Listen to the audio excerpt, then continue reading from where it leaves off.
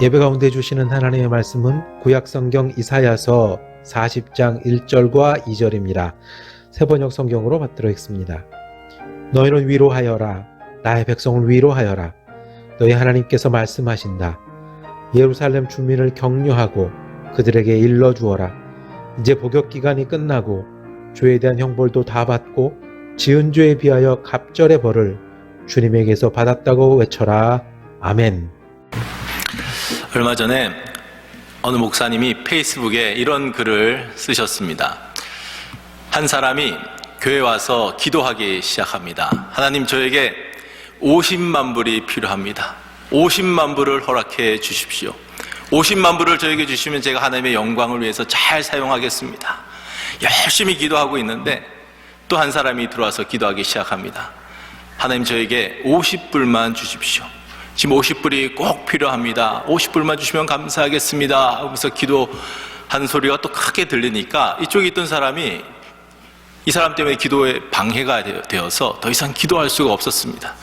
그래서 기도하기를 멈추고 이 사람에게 다가가서 자기 주머니에 있던 돈 50불을 빼서 이 사람에게 주었습니다. 이 사람이 기도 응답 받았다고, 하나님께서 이렇게 빨리 기도 응답해 주셨다고 감사합니다 하면서 기쁘게 돌아갔습니다. 이 사람은 그제서야 하나님께 집중하며 기도할 수 있었습니다 라는 글이었어요. 여러분이 만약에 SNS에서 그 글을 보신다면 뭐라고 댓글을 다시겠습니까? 어떤 댓글들이 달렸나 궁금해서 쭉 보니까 거의 대부분의 분들이 나도 하나님께 더 집중해야 할 때입니다. 하나님께 집중하기 위해서 방해하는 요소가 무엇인지를 잘 발견하고 방해 요소들을 다 제거해내고 하나님께 더 집중하면서 살아가겠습니다 하는 것이 댓글의 주를 이루었습니다. 거기에 저는 댓글을 이렇게 달았습니다. 우리가 기도해서 하나님께 응답받는 것도 축복이지만 그보다 더 큰 축복은 다른 사람 기도 응답하시는 일에 나를 사용해 주시는 것, 그것이 더 큰 축복입니다 라고 썼습니다. 여러분, 한국 교회가 점점 더 힘을 잃어가고 있습니다. 그 이유가 무엇이라고 생각하십니까? 저는 이 축복관이 너무 협소하기 때문이라고 생각합니다. 늘 하나님께 받기만 해야 그게 축복이라고 생각하는 수준에 머물러 있기 때문에 그렇습니다. 많이 주셨거든요. 이미 하나님께서 많은 걸 쏟아 부어 주셨거든요. 아들을 주셨다는 건 전부를 주셨다는 것을 의미하는 것이거든요. 그런데 우리는 여전히 더 받아야 축복이라고 생각을 하는 거예요. 우리가 여기서 더 넘어서서 하나님의 자녀 된 것도 감사하지만 그것을 뛰어넘어서 하나님께서 나를 하나님의 동력자로, 하나님의 도구로 써주시는 것이 더 큰 축복이라는 생각으로 전환되어질 때에 한국교회는 다시 일어날 수 있는 힘을 얻게 될 것입니다. 우리는 모두 다 지금 너무나 힘겨운 시절을 살아가고 있습니다. 우리 모두에게 지금 필요한 것은 무엇입니까? 지금 여러분에게 정말 필요한 것은 무엇입니까? 하나님의 위로가 필요하지 않습니까?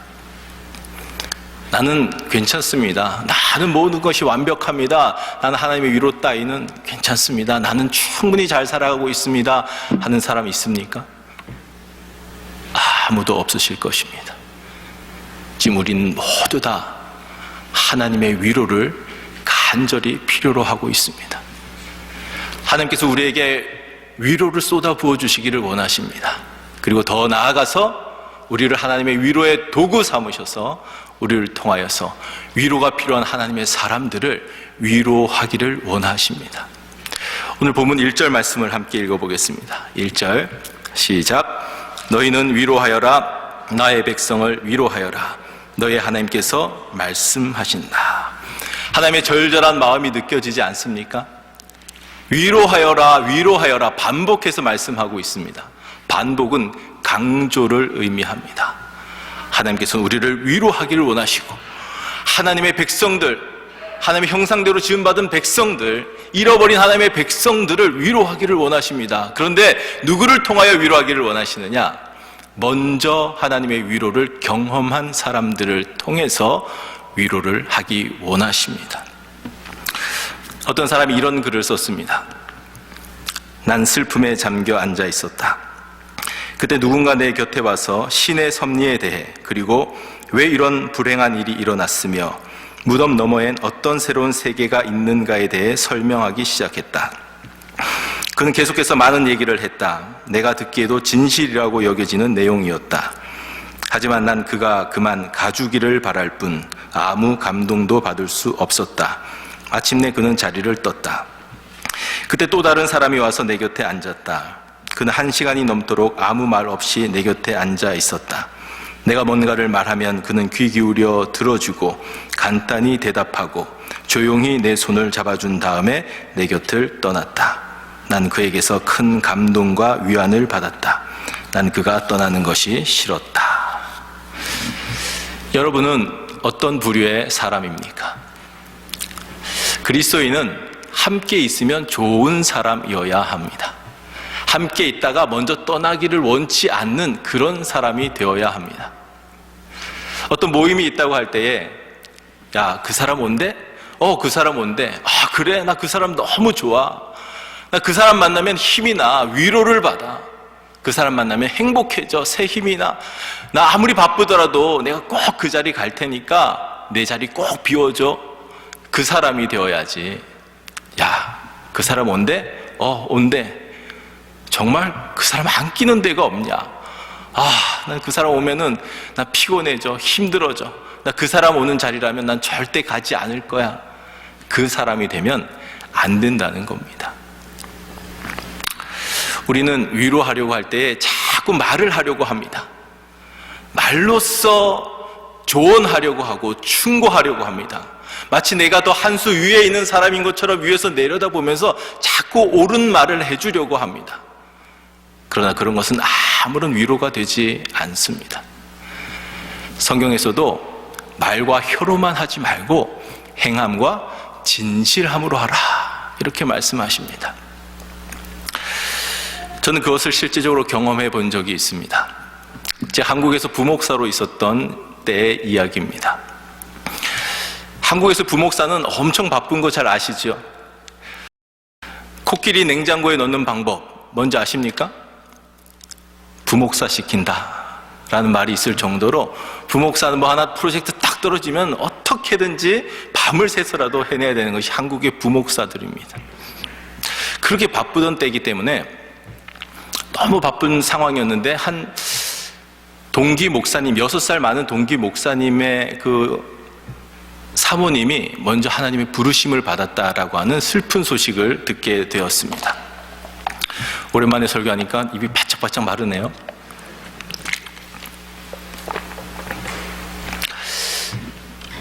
그 슬픈 소식을 들었지만 동기가 250명이나 된 그 모든 경조사를 다 찾아다닐 수는 없는 노릇입니다. 참 안 됐네, 참 막막하시겠네, 아직도 아이들 어린데 어떡하나 하는 그런 걱정하는 마음만 있었지 빈소를 찾아갈 생각을 하지 못했습니다. 그런데 수요 예배를 마치고 기도회를 하는데 쭉 깊이 기도의 자리로 나아가는데 자꾸 하나님께서 그 마음을 주시는 거예요. 그곳에 가라고, 그 빈소를 찾아가라고, 그 형님을 찾아가라는 마음을 계속 주시는 거예요. 그래서 제가 기도하기를 멈추고 옷을 갈아입고 또 제가 할 수 있는 정성껏 조의금을 봉투에 담아서 먼 길을 밤중에 달려갔습니다. 가서 보니까 그 형님은 털썩 주저앉아 계시더라고요. 그래서 그 사모님 영정 앞에 가서 무릎 꿇고 기도하고 딱 상주이신 형님과 딱 맞닥뜨려 섰는데 그때 무슨 예를 갖추고 무슨 말을 할 수가 있겠습니까? 무슨 말이 위로가 되겠습니까? 그래서 아무 말 없이 그냥 가까이 다가가서 이렇게 꼭 끌어안아 주었습니다. 그랬더니 이 형님이 제 품에서 펑펑 우셨습니다. 그래서 저는 또 할 일도 많고 해서 잠시 앉아 있다가 바로 돌아왔습니다. 며칠 지나서 장례를 다 마치고 이 형님에게 전화가 온 거예요. 범찬아, 네가 올 거 정말 생각도 못했는데 와줘서 너무 고마웠다. 그리고 내가 너로 인하여 큰 위로를 받았다 라는 말을 전해 주었습니다. 여러분, 우리가 마지막 눈 감는 순간에 이거 하나는 참 잘했지 하는 것이 뭐가 있을까요? 열심히 공부해서 인류대학 간 거요?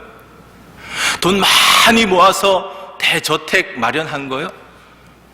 그런 것들도 중요하지 않은 것은 아니지만 마지막 눈 감는 순간에 남는 것들은 분명 그런 것들은 아닐 것입니다.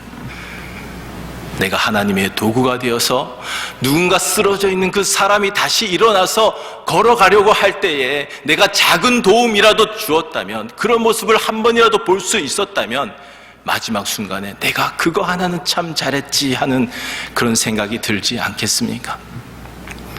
제가 정말 잘했다고 생각되는 부분은 바로 그 부분이에요. 기도하는 중에 내 생각이 있었고 내 뜻이 있고 내 계획이 있었지만 하나님께서 다른 길을 제시해 주실 때에 끝까지 내 고집 부리지 않고 끝까지 내 길 가지 않고 가던 길을 멈추고 주님께서 원하시는 그 길, 하나님의 뜻을 따라 걸어갔던 그것이 참 잘했구나 하는 그런 생각이 드는 부분입니다. 제가 왜 이렇게 오래된 이야기를 다시 말씀드리느냐 하면 그때의 그 사건이 저에게 있어서는 굉장히 중요한 사건이었습니다. 하나님께서 이렇게 살아가는 것을 기뻐하시는구나 라는 것을 깨닫고 기도할 때마다 내 뜻을 아뢰지만 하나님께서 다른 뜻을 저에게 제시해 주실 때 정말 이것이 하나님의 뜻인가 다시 기도해보고 또 기도해보고 이것이 하나님의 뜻이라는 마음이 들 때에는 항상 내 길을 내려놓고 주님이 원하시는 길을 걸어가는 것을 계속 선택하면서 살아왔습니다. 미국에 올 때도 하나님의 그런 뜻을 따라 오게 된 것이고요. 쿠바에 갈 때에도 또 그런 뜻을 따라 가게 된 것입니다. 저는 선교하는 교회만이 살아남는다라는 생각을 가졌습니다.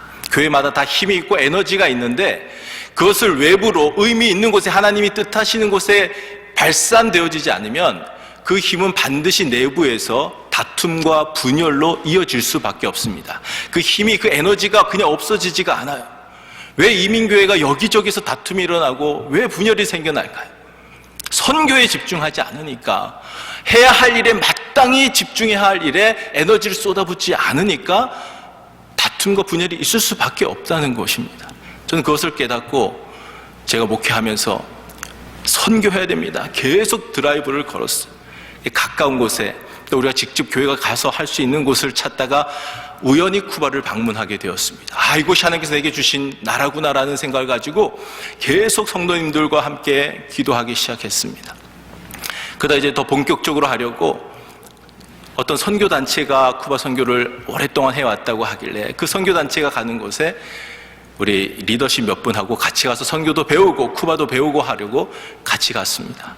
그때에 신학생들을 저에게 보여주셨습니다. 새벽에 잠들어 있는데 아름다운 찬양 소리가 들려오는 거예요. 그 찬양 소리에 이끌려서 가서 보니까 80명 정도 되는 이 신학생들이 찬양하는데 그 찬양이 천상의 하모니같이 너무나 아름답게 들려지는 거예요. 새벽 기도회로 모였는데 설교도 없습니다. 그냥 처음에 찬양 한 곡 딱 부르고 기도가 시작되어지는데 1시간 30분 동안 이 기도 소리가 줄어들지가 않는 거예요. 완전히 마가의 다락방이구나. 이곳이 마가의 다락방이구나. 침체되어져 있던 제 영혼이 막 살아나는 것이 느껴지는 거예요. 그리고 새벽 기도를 마치고 내려가서 이제 아침 식사를 하는데 저희는 뭐 연세 많으신 분들도 많고 그래서 잘 먹고 잘하자 하는 그런 주의 있더라고요. 우리는 잘 먹고 있는데 좀 그때 시간이 많이 지체되었습니다. 그때 신학생들이 이제 기다리다 못해서 들어오기 시작한 거예요. 같은 식당을 사용하니까 막 들어오는데 그냥 들어오는 것이 아니라 찬양을 부르면서 들어오는데 그냥 찬양만 하는 것이 아니라 하이파이브를 하면서 막 80명이 들어오는 거예요. 그 80명이 쭉 둘러서서 성경 말씀을 암송하는데 큰 소리로 한 목소리로 하는데 장관이었습니다. 한 사람이 대표기도 하고 그리고 둘러 앉아서 식사를 하는데 그렇게 화기애애할 수가 없는 거예요. 뭘 먹길래 저렇게 행복할까 저렇게 즐거울까 이렇게 봤더니 조그만 빵 한 조각, 커피 한 잔, 이게 전부예요. 이 사람들은 정말 예수님 한 분만으로 만족하는 사람이구나. 이곳이 천국이구나. 딱 대조적으로 하나님께서 저에게 보여주신 장면이에요. 이쪽은 이민교회, 이쪽은 쿠바교회. 딱 이 구도로 생각하니까 제가 있어야 할 곳이 분명해지더라고요. 몸이 편하지만 영이 침체되는 곳에 있을 것인가? 몸은 불편하지만 영이 사는 곳에 있을 것인가? 그때 딱 부르심을 느끼고 집으로 돌아와서 아내에게 우리 쿠바 선교사 갑시다. 아내는 너무 좋아하는 거예요.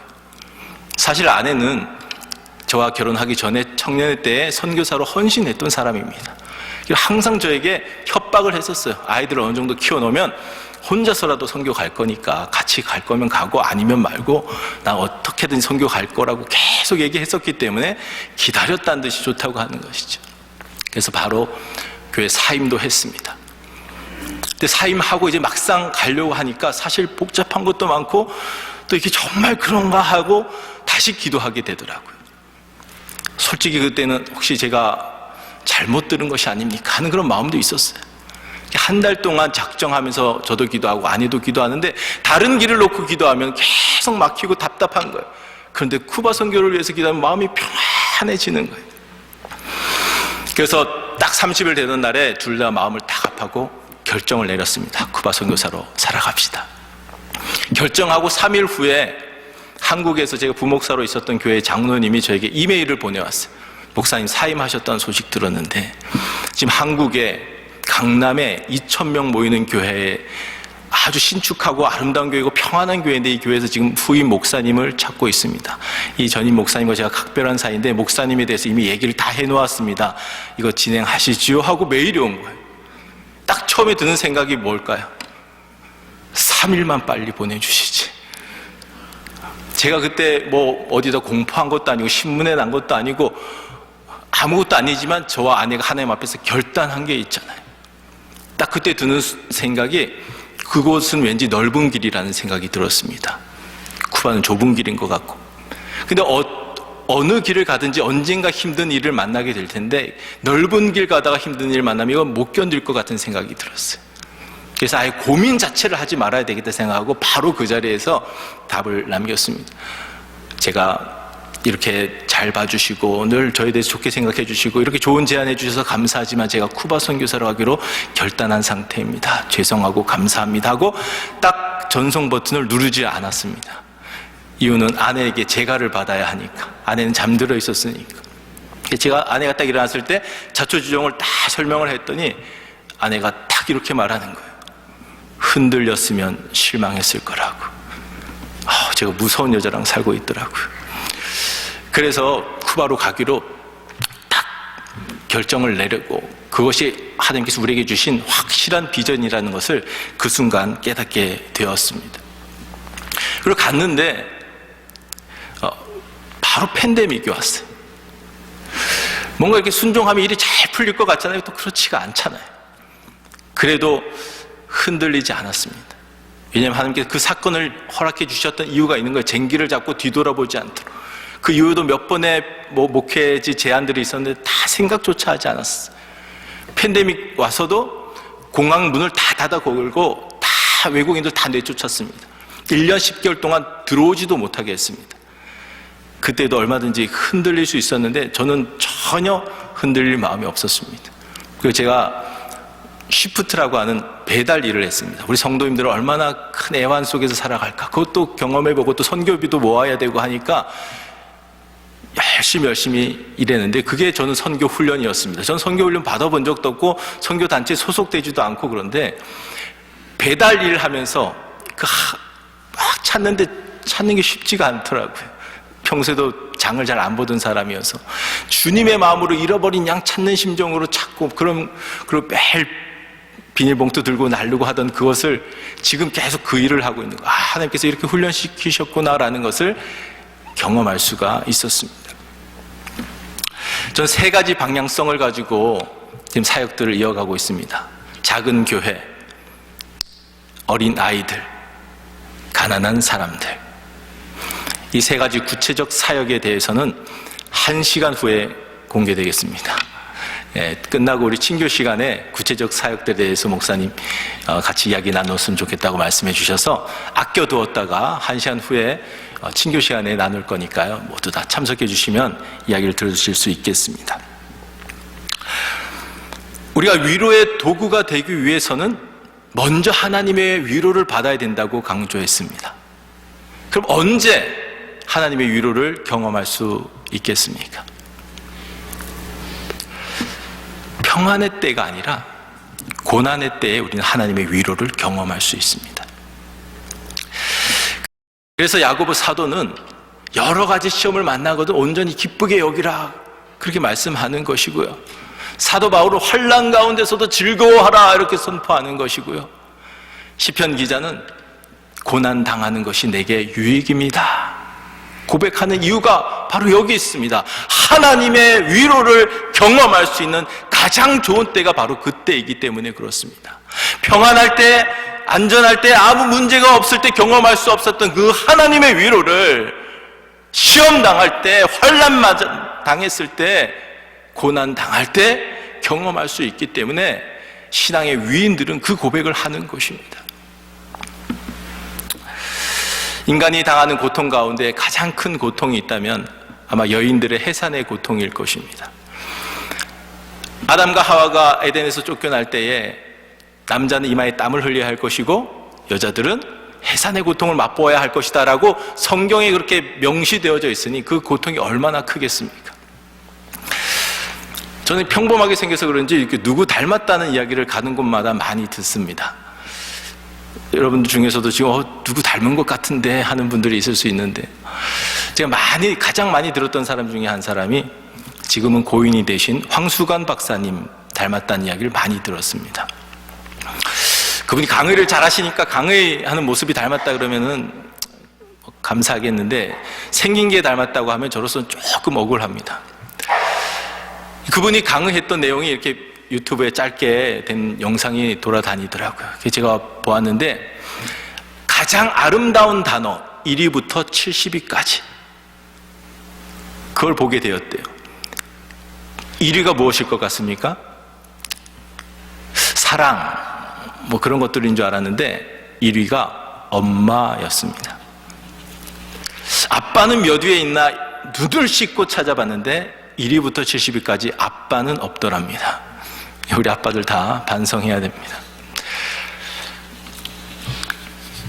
전 남자로 태어나서 그 고통을 직접 경험해 보지는 못했지만 제 아내가 둘째 아이는 아주 쉽게 낳더라고요. 근데 첫째 아이 낳을 때는 19시간 진통을 했습니다.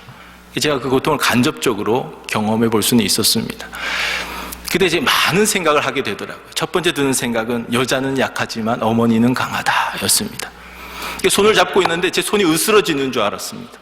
어떻게 저렇게 작은 손에서 저런 힘이 나올까? 그때 딱 드는 생각이, 야, 저 손에 머리카락 잡혔다간 끝장나겠다. 그래서 사정거리를 유지하고 있었는데, 또 하나 드는 생각이, 얼마나 고통스러우면 저런 힘이 나올까? 저런 괴력이 나올까? 이런 여인들이 그 해산의 고통을 맛볼 때 얼마나 힘드냐 하면요, 남자아이를 낳으면 안심한다고 합니다. 이게 뭐 남존여비 이런 수준의 이야기가 아니라 심리학적인 문제래요. 적어도 이 아이는 이 고통은 당하지 않아도 되겠구나 하는 심리적 안정감을 갖게 된다는 겁니다. 그렇게 힘들다는 거예요.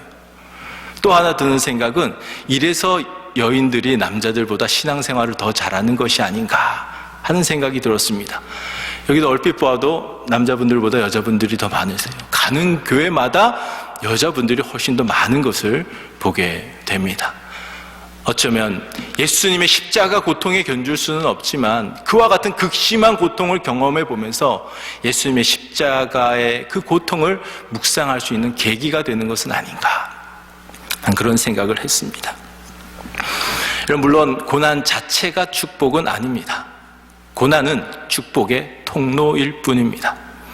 어떤 사람은 고난 속에서 십자가에 달리신 주님을 깊이 묵상하면서 점점 더 성숙되어져 가는 사람이 있습니다. 정금과 같이 단련된 보석으로 세워져 가는 사람이 있습니다. 그런 사람에게는 고난이 축복입니다. 그런가 하면 어떤 사람들은 고난 속에서 그 고난 당하는 상황만 봅니다. 나에게 못된 짓 한 그 사람만 깊이 생각합니다. 그러면 그 고난이 축복일 수 없습니다. 그 고난이 상처가 되고 상처가 가시가 되어서 오히려 다른 사람을 찌르는 사람으로 살아갈 수밖에 없는 것입니다. 여러분, 코카콜라 병을 잘 아시죠? S자로 되어진 멋진 코카콜라 병. 그 코카콜라 병을 처음에 제작할 때 그 당시에 회장님이 그렇게 지시했다고 합니다. 코카콜라 병이 깨어져도 코카콜라 병인 줄 알게 제작하라. 그렇게 지시했다고 합니다. 어떤 사람들은 깨어지는 상황이 오는데 그때 그리스도인 다움을 잃어버리고 그리스도인 다움의 품격을 잃어버리고 모든 걸 다 내팽개쳐 버리는 사람들이 있습니다. 교회도 떠나는 사람들이 있습니다. 하나님마저 떠나는 사람들도 있습니다. 그런가 하면 어떤 사람들은 깨어지지만 엎드러지지만 아주 엎드러지지 아니하고 오히려 그걸 계기로 하여서 십자가로도 가까이 나아가고 주님을 더 깊이 묵상하는 가운데 더 온전한 그리스도인, 더 성숙한 그리스도인으로 정금과 같은 보석으로 세워져 가는 그런 사람들이 있습니다. 그 사람들이 위로의 도구로 쓰임받으면서 살아갈 수 있는 사람들입니다. 자, 2절 말씀을 함께 읽어보겠습니다. 2절 시작. 예루살렘 주민을 격려하고 그들에게 일러주어라. 이제 복역 기간이 끝나고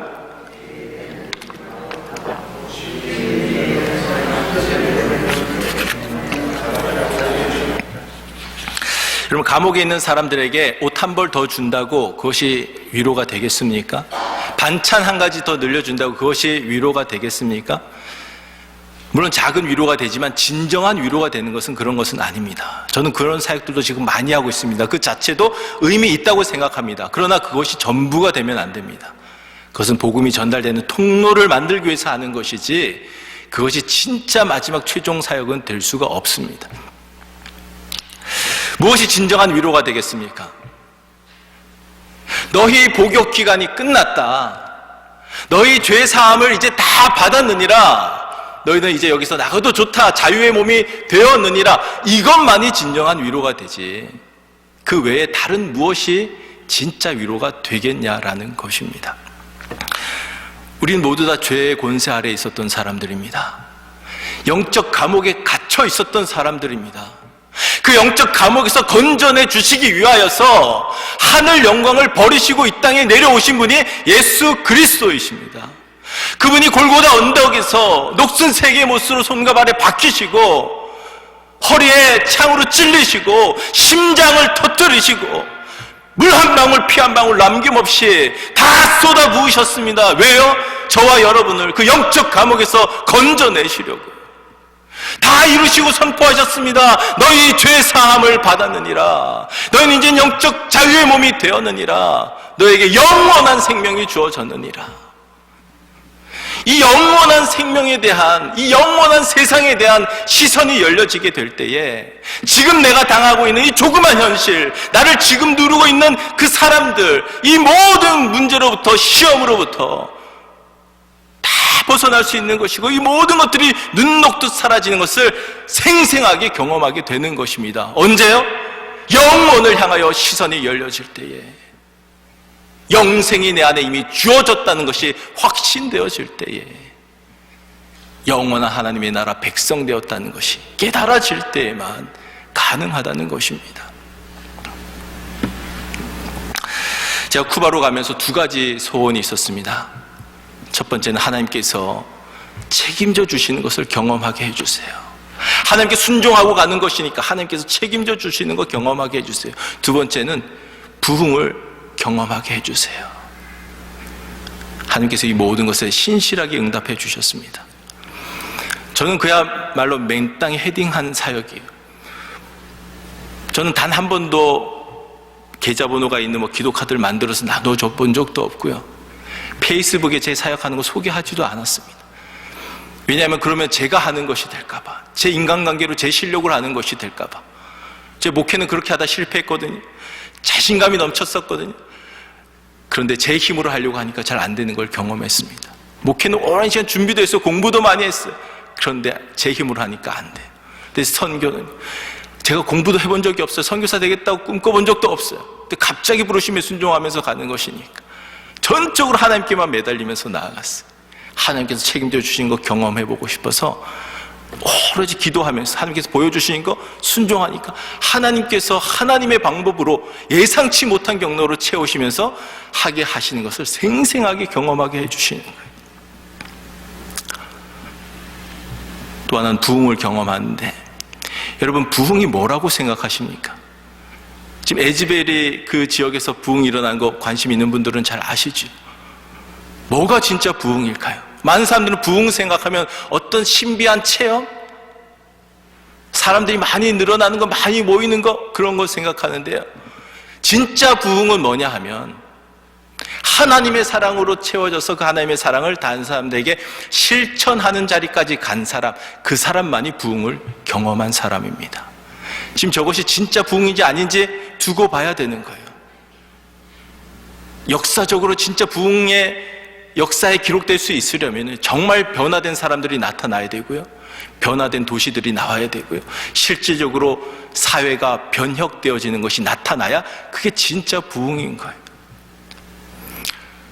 저는 부흥을 꿈꾸면서 가는데 하나님의 사랑이 필요한 곳 다 보여주시다.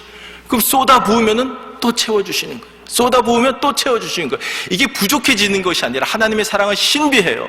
사랑은 나누고 버리는 것, 그런 어릴 때 찬양 많이 했잖아요. 버리는데 나눠주는데 오히려 더 풍성해지는 것이, 그게 하나님의 사랑이에요. 여러분 그 부흥을 경험하려고 꼭 에즈베리로 달려가셔야 되겠습니까? 아니에요. 십자가 앞으로 달려와야 합니다. 그 사랑은 그 십자가에서 계속해서 쏟아부어져요. 그 사랑이 멈춘 적이 있습니까? 그 사랑을 누군가 빼앗아갈 수 있습니까? 그 사랑을 끊을 수가 있습니까? 그 사랑은 실패할 수 없는 사랑이에요. 그 사랑은 완전한 사랑이에요. 끊임없는 사랑이에요. 계속해서 부어지는 사랑이에요. 딱 한 존재가 그걸 맡고 있어요. 그게 누굴까요? 사탄 핑계 대지 마세요. 사탄은 그럴 힘도 없는 존재예요. 누구냐? 나예요. 내가 가로막고 있는 거예요. 하나님은 계속 쏟아부어 주시는데 내가 그걸 가로막고 있다고요. 내 이기적인 본성, 타고난 이 타락한 본성이 그걸 가로막고 있어요. 그 목표를 가지고 부흥을 꿈꿔야 되는데, 내가 정말 변화되어져서 하나님의 사랑을 채워서 하나님의 사랑을 쏟아붓는 이 부흥을 경험하고 싶어서 하나님께로 나와야 되는데, 그것 아니고 그냥 신비한 체험, 어떤 특별한 현상, 그러니까 부흥이 될 수가 없는 것입니다. 지금 이곳, 여러분의 삶의 현장, 거기에 십자가를 세우셨어요. 그 자리에서 무릎 꿇으면 되는 거예요. 그 자리에서 나 자신을 내려놓으면 되는 거예요. 사도 바울의 고백같이 나를 십자가에 못 박으면 되는 거예요. 그게 회개입니다. 그럴 때에 하나님의 사랑은 기다렸다는 듯이 쏟아부어지게 되는 것입니다. 그 사랑을 받아서 다른 사람들에게 사랑을 실천하는 거, 그게 부흥이라고요. 오늘 설교 패턴도 똑같은 것이잖아요. 성경에 이것 다르고 저것 다르고 그러지 않아요. 하나님의 위로로 채워져야 하나님의 위로를 실천하면서 살아갈 수 있는 겁니다. 내 힘으로 하면은 인본주의에 그건 될 수도 없어요. 금방 지쳐버려요. 금방 중단돼요. 하나님의 위로를 충만하게 십자가 앞에 나가 경험할 때에 내가 위로해야 할 사람들이 보여집니다. 그리고 예전에는 내가 생각만 하고 실천하지 못하던 그 일을 실제적으로 하게 됩니다. 언제요? 하나님의 위로를 내가 먼저 충만하게 경험하게 될 때에. 이 십자가 신앙, 이것만이 유일한 진짜 신앙입니다. 날마다 십자가 앞으로 나아가시고, 예전에 한번 경험한 것을 끝이지 말고 매일매일 십자가 앞으로 나아가시고, 나를 또 살아나 있는, 되살아나 있는, 계속해서 끊임없이 되살아나는 나를 십자가에 못 박고 주님의 사랑으로, 하나님의 위로로 채워서 하나님의 사랑이 필요한 사람들, 하나님의 위로가 필요한 사람들, 멀리 갈 것도 없이 지금 이 교회 안에서부터 실천하시고, 가까운 이웃부터 실천하시고, 사랑의 실력을 점점 더 그렇게 쌓아서 더 많은 사람들을 사랑하고 더 많은 사람들에게 하나님의 위로를 전달하면서 살아가시는 하나님의 위로의 도구 되시기를 주의 이름으로 축원합니다. 기도하겠습니다. 내려오신 하나님 아버지, 날마다 십자가 앞으로 달려가는 우리 모두가 되게 하여 주시옵소서. 하나님의 사랑을 가로막고 있는 나 자신을 온전히 십자가에 못 박고 이기적인 본성을 다 내려놓고 이제는 주님께서 채워주시는 그 사랑을 덧입어서 그 하나님의 위로를 날마다 경험함으로 하나님의 사랑이 필요하고 하나님의 위로를 간절히 기다리고 있는 사람들, 보여주시는 사람들, 그들에게 나아가 실제적으로 하나님의 위로를 전달하면서 살아가는 하나님의 위로의 도구 우리 모두 다 되게 하여 주시옵소서.